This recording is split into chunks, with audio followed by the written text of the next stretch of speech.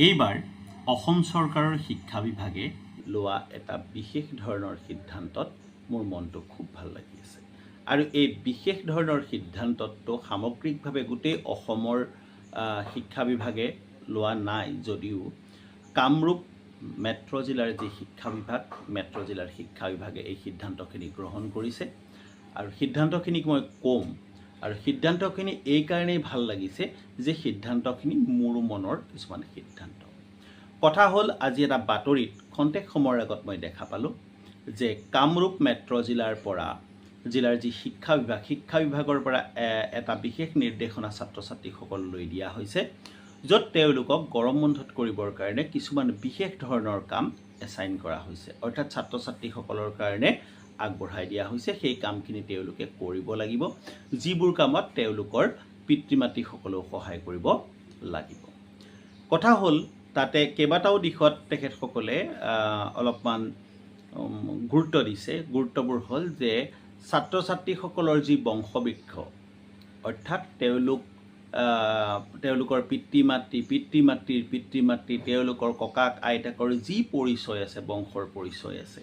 এই বংশৰ পৰিচয় তেওঁলোকে নোটবুকত লিখিব লাগিব আৰু সেই বংশৰ পৰিচয়টো লিখাৰ লগে লগে ছাত্ৰ ছাত্ৰীসকলৰ এটা সুবিধা হ'ব কি আজিকালি যি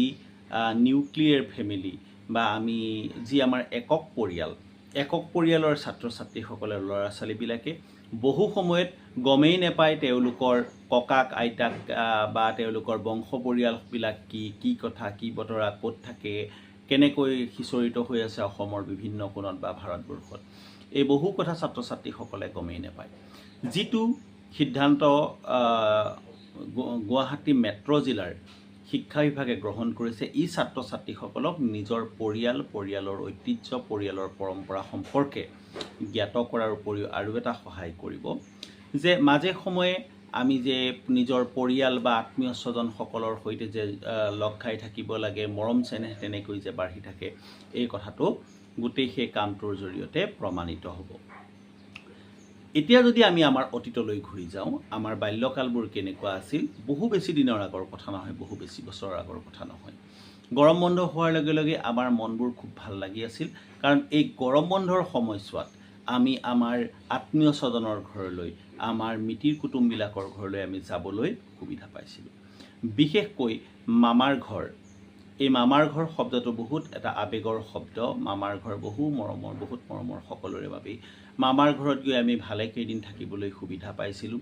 যিহেতু স্কুল নাছিল গতিকে আমি সেই সময়ত গৈ মামাৰ ঘৰত গৈ আনন্দ ফূৰ্তি কৰিব পাৰিছিলোঁ যদিও আমাৰ ককা নাছিল মামাৰ ঘৰৰ আইতা আছিল গতিকে সেই সময়খিনি আমি খুব সুন্দৰকৈ পাৰ কৰিছিলোঁ আৰু মোৰ ব্যক্তিগতভাৱে মনত পৰে মাজে মাজে মামাৰ ঘৰৰ যি গোহালিৰ গৰু সেই গৰু মেলি দিয়া হৈছিল এনেকুৱা দিনত বা ক'ৰবাত চৰিবলৈ গৈছিল সেইবোৰ বিচাৰি মেলি অনা মোৰ দায়িত্ব আছিল তাৰ জৰিয়তে কিছুমান দায়িত্ববোধৰ কথা মই শিকিবলৈ পাইছিলোঁ কামৰূপ মেট্ৰ'ৰ দ্বিতীয়টো নিৰ্দেশনা হ'ল এনেকুৱা যে ছাত্ৰ ছাত্ৰীসকলে নিজৰ দায়িত্ব আৰু কৰ্তব্য কি সেয়া তেওঁলোকৰ নোটবহীত লিখি আনিব লাগিব অৰ্থাৎ ষষ্ঠ শ্ৰেণীৰ পৰা দশম শ্ৰেণীলৈকে ছাত্ৰ ছাত্ৰীসকলে কি কৰা উচিত তেওঁলোকৰ দায়িত্ব কি যদি তেওঁলোকৰ দায়িত্ব ঘৰখন পৰিষ্কাৰ কৰি ৰখা সেইটো কথা তেওঁলোকে নোটবুকত লিখিব কেনেকৈ পৰিষ্কাৰ কৰে সেইটো কথাও তেওঁলোকে লিখিব পাৰিব এই কথাটোৱে ছাত্ৰ ছাত্ৰীৰ মনত একেবাৰে সৰু বয়সৰ পৰা কিছুমান দায়িত্ববোধৰ সৃষ্টি কৰিব যিটো আমাৰ সমাজত আজিকালি প্ৰায় দেখা পোৱা নাযায় মোৰ নিজৰো সন্তান আছে বহু সময়ত কিবা এটা কাম বহুবাৰ শিকাবলগীয়া হয় তাৰ অৰ্থটো এইটোৱেই যে তেওঁলোকক আমি শিক্ষা নিদিয়াৰ কাৰণে তেওঁলোকে কামবিলাক শিকা নাছিল আৰু যেতিয়াই সিহঁতক শিকাই দিয়া হয় সিহঁতে যিমান পাৰে সিহঁতৰ কেপাচিটিৰ সৈতে সেই কামবোৰ কৰি থাকে আৰু এটা কথা কোৱা হৈছে সেই নিৰ্দেশনাটোত কথাটো হ'ল ছাত্ৰ ছাত্ৰীসকলে মাকে কি আহাৰ বনায় বা দেউতাকে কি আহাৰ বনায় সেই আহাৰ কেনেকৈ প্ৰস্তুত কৰিছে তাৰ বিধিটো শিকিব লাগিব আৰু শিকাই নহয় সেইটো নোটবুকত লিখি দিব লাগিব অৰ্থাৎ প্ৰতিখন ঘৰতে একোটা বিশেষ ধৰণৰ ৰেচিপি আছে সেই ৰেচিপিটো কেনেকৈ কৰা হয় কেনেকৈ বনোৱা হয় আহাৰটো সেইটো সম্পৰ্কে যদি ল'ৰা ছোৱালীয়ে শিকে ভৱিষ্যতলৈ কি হ'ব তেওঁলোকে কিছুমান পাৰ্টিকুলাৰ ৰেচিপি বনোৱাৰ যিখিনি প্ৰাথমিক কথা বা কিছুমান আহাৰ প্ৰস্তুত কৰাৰ যি প্ৰাথমিক কথা এই কথাবিলাক শিকি যাব। সিদিনা আজি দুদিনমানৰ আগত মই এগৰাকী মহিলাই এক বিশেষ ধৰণৰ পেট ঠাণ্ডা কৰা বস্তু মই বনোৱা দেখিবলৈ পাইছিলোঁ। তেওঁ জহা ধান আনিছিল, জহা ধান আনি কেইবাবাৰো খুব পৰিষ্কাৰকৈ ধুইছিল। ধোৱাৰ পিছত সেই জহা ধানবিলাক মিক্সিত খুন্দি ধান আৰু চাউলৰ এটা লুপথুপীয়া বস্তু বনাইছিল। পৰৱৰ্তী সময়ত তেওঁ সেইখিনি আৰু এবাৰ নহয় কেইবাবাৰো চাকনিৰে চকাৰ পিছত তাৰ পৰা তুঁহখিনি আঁতৰি গৈছিল আৰু চাউলৰ যিখিনি ৰস ডাঠ পিঠাগুড়িৰ নিচিনা ৰস থাকি গৈছিল। এটা সময়ত তেওঁ তাত গাখীৰ দিছিল, গাখীৰ দিয়াৰ পিছত তাত সৰহকৈ গুড় দিছিল। গুড় দি যদি সেই বস্তুখিনি ৰেফ্ৰিজাৰেটৰত ৰাখি থোৱা হয় তেতিয়াহ'লে সেইটো সঁচাকৈ বৰ উপাদেয় এক খাদ্য হ'ব, তাৰ সুগন্ধি আহিব, যিহেতু জহা চাউল আছিল। গতিকে সেই কথাখিনি মোৰ খুব ভাল লাগিছিল। এতিয়া কথা হ'ল এনেকুৱা যিবিলাক কাম দিয়া হৈছে কামৰূপ মেট্ৰ'ৰ ফালৰ পৰা, এই কামখিনিয়ে ছাত্ৰ ছাত্ৰীসকলক নিজক বুজাত,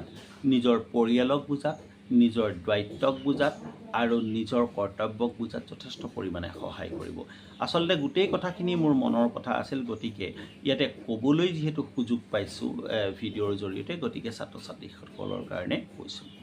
এতিয়া মোৰ কি ব্যক্তিগত মতামত, 2-4টা কথা মই বেলেগ কথা ক'বলৈ বিচাৰিছোঁ। ইতিমধ্যে আজিৰ পৰা গৰম বন্ধ আৰম্ভ হৈছে। প্ৰথম নিশ্চয় কালিৰ দিনটো ছাত্ৰ ছাত্ৰীসকলক আপোনালোকে নিশ্চয় অকণমান আৰাম কৰিবলৈ ঘৰত দিছে। ইমান দিন সিহঁতে পঢ়া শুনা কৰিলে, 3 মাহ দিন, এতিয়া সিহঁত অলপমান ৰিলেক্স হ'ব। কিন্তু সদায়তো ৰিলেক্স হৈ থাকিবলৈ দিলে নহ'ব। গতিকে এই চোৱা সময়ত ছাত্ৰ ছাত্ৰীসকলৰ হাতত এখন ৰুটিন আপোনালোকে তুলি দিয়াটো একেবাৰে উচিত কথা। সিহঁত মোমায়েকৰ ঘৰলৈ যাওক বা খুৰাকৰ ঘৰলৈ যাওক, সিহঁত আন ক'ৰবাতে যাওক, সিহঁতে অন্তত পাৰ্চিয়েলি হ'লেও, আংশিকভাৱে হ'লেও যদি সেই ৰুটিনখন ফ'ল' কৰি থাকে, তেতিয়াহ'লে শিক্ষাৰ যি কণ্টিনিউটি, সিহঁতে যে পঢ়ি আছিলে স্কুলত, সিহঁতে যে কিবা কিবি শিকি আছিলে, সেইবিলাক চলি থাকিব। আপুনি এনেকৈ ভাগ কৰি দিব পাৰে, দিনটোত 5টা অংক কৰিব লাগিব, দিনটোত ইংৰাজীৰ 2টা পেৰেগ্ৰাফ পঢ়িব লাগিব, দিনটোত অসমীয়াৰ 2টা পেৰেগ্ৰাফ পঢ়িব লাগিব, বিজ্ঞানৰ 1টা পৃষ্ঠা পঢ়িব লাগিব। তাত থকা সৰু সৰু প্ৰশ্ন উত্তৰবোৰ কেনেকৈ উলিয়াব লাগে এই কথা সিহঁতে কৰিব লাগিব, সেই কামখিনি কৰ্তব্য হিচাপে। আমাৰ নিজৰ যিহেতু সন্তান আছে, আমি যেনেকৈ, মই নিজে শিক্ষক হৈ ঠিক তেনেকৈ সেইখিনি বিধান মোৰ ছোৱালীজনীক দিছোঁ যে তুমি এইখিনি কাম কৰিবই লাগিব, এইবোৰ মাষ্ট তাইৰ কাৰণে। গতিকে মই আশা ৰাখিম যে আপোনালোকেও মোৰ কথাখিনি চিন্তা কৰি চাব পাৰে। আমি আচলতে ভিডিঅ'ৰ জৰিয়তে আপোনালোকলৈ কিছুমান প্ৰস্তাৱহে আগবঢ়াব পাৰোঁ। এইটো নহয় যে আপোনালোকক মই ক'ব পাৰিম যে আপোনালোকে এইখিনি কৰক, এইখিনি মাষ্ট, আৰু এইখিনি আদেশ দিয়াৰ মোৰ অধিকাৰ আপোনালোকক নাই। তেতিয়া আপোনালোকে গোটেই কথাখিনি বিবেচনা কৰি চাব, আৰু যদি ভাল দেখে তেতিয়াহ'লে আপোনালোকে কথাখিনি কাৰ্যকৰী কৰিবলৈ চেষ্টা কৰিব। লগতে কামৰূপ মেট্ৰ'ৰ যিসকল চিন্তাশীল লোকে এই গোটেই চিডিউলটো বনাইছে এনেকুৱা কৰিব লাগিব বুলি, তেখেতসকললৈ মোৰ হৃদয়ৰ পৰা মই ধন্যবাদ জ্ঞাপন কৰিছোঁ। আৰু ইয়ে প্ৰমাণ কৰে যে আপোনালোকে প্ৰকৃত কামবিলাক সঁচাকৈয়ে খুব ভাল ধৰণে কৰি